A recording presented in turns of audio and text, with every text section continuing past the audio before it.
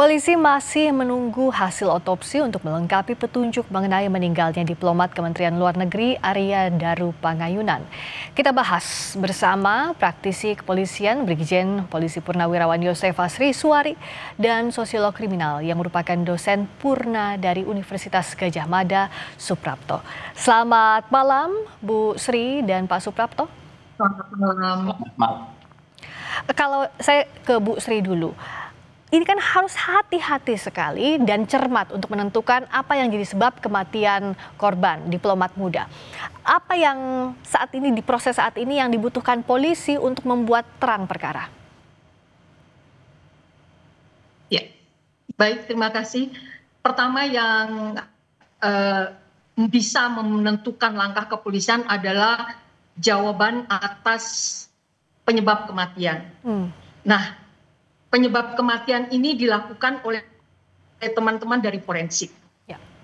Sementara yang menangani kasus ini adalah mengumpulkan bukti sebanyak mungkin. Ya. Maka titik awal adalah TKP. Maka TKP kita bisa lihat diperluas areanya, semua dilakukan pengecekan.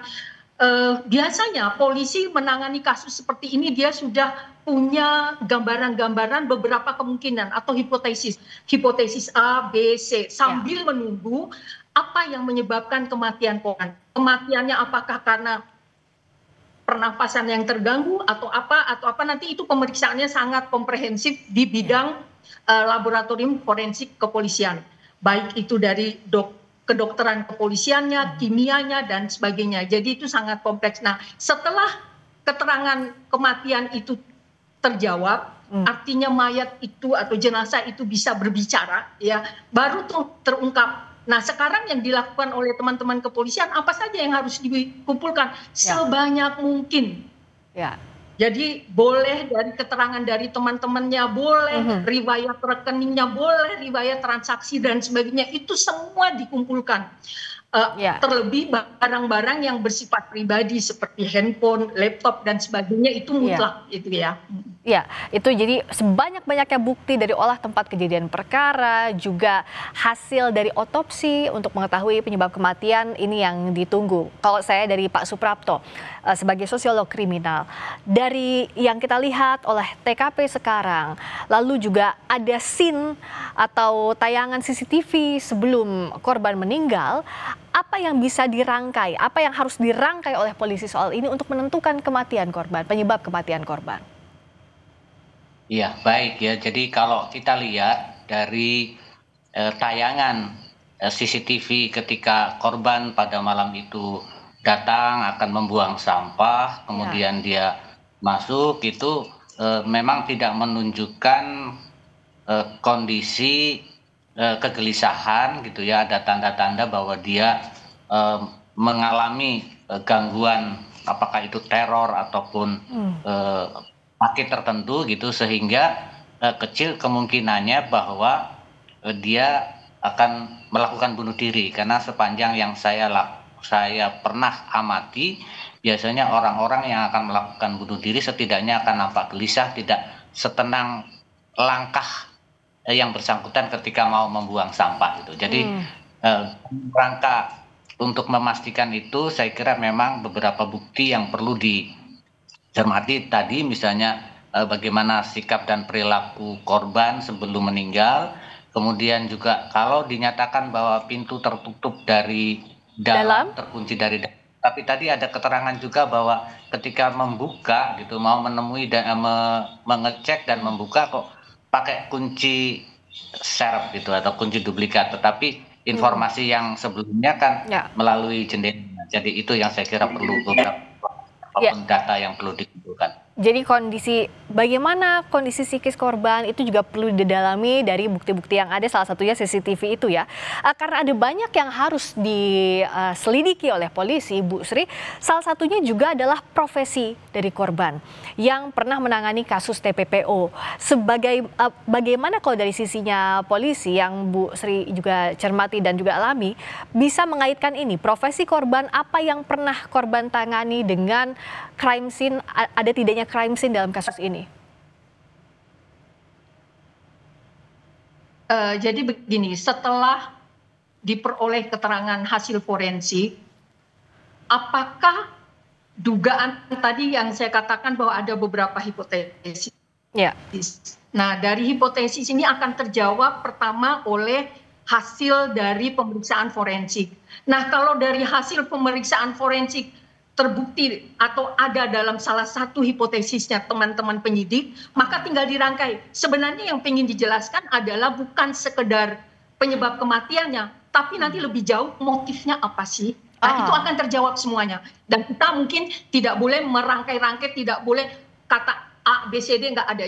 Jangan berspekulasi, serahkan kepada teman-teman penyidik, karena penyidik bekerja berdasarkan bukti.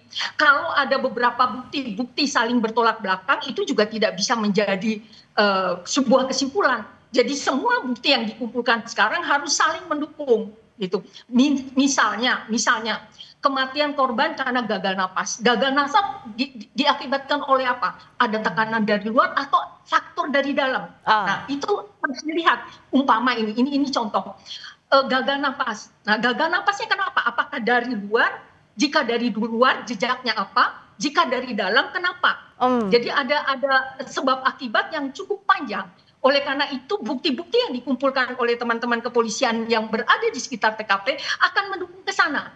Kalau andai kata terjadi bukti itu tidak sinkron, maka polisi akan melakukan penyelidikan lagi. Jadi yang dilakukan oleh teman-teman kepolisian ini adalah langkah-langkah penyelidikan. Sangat terbuka.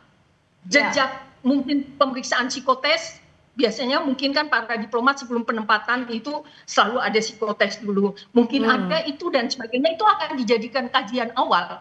Kajian awal sehingga saling mendukung. Apakah kajian awal pun bisa dilihat dari riwayat beliau masuk. Apakah dia memang punya kerentanan di sisi psikologis.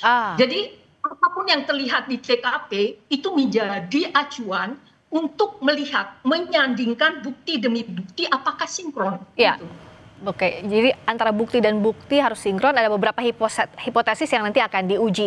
Pak Suprapto, bagaimana kalau dari sisi sosiologi kriminal, dari keilmuan, untuk melihat keterkaitan profesi bisa atau tidaknya dikaitkan dengan kejadian ini, dengan kematian korban, dan bagaimana untuk merangkai itu? Ya, sangat mungkin ya bahwa profesi itu akan berkaitan dengan kehidupan seseorang, termasuk keselamatan seseorang. Namun sekali lagi bahwa itu harus didukung dengan bukti yang memadai ya. Jadi menurut kami sebagai sosiolog paling tidak harus juga ditelusuri tentang riwayat interaksi atau riwayat komunikasi dan tugas-tugas yang pernah dilakukan sebelumnya, apakah juga itu mempengaruhi gitu kepada kehidupan si korban ini dalam kesehariannya dan pada waktu yang dekat, termasuk juga pernyataan dia misalnya mau pindah setelah kendaraannya laku, itu artinya juga perlu seperti yang juga tadi disampaikan Bu Sri, itu ditelusuri gitu motivasinya atau penyebabnya apa, mengapa dia kok ingin pindah. Ya. Kondisi di TKP sekarang jadi saksi bisu dalam kasus ini dan tugas polisi penyidik untuk merangkai satu demi satu buktinya untuk membuat terang ada tidaknya unsur pidana dan apa yang jadi penyebab atau bahkan motif kematian dari korban. Terima kasih Bu Sri, praktisi kepolisian Brigjen Polisi Purnawirawan Yosefa Sri Suwari dan sosiolog kriminal yang merupakan dosen Purna dari Universitas Gadjah Mada, Suprapto. Terima kasih Bu Sri, terima kasih Pak Suprapto. Selamat malam. Terima kasih.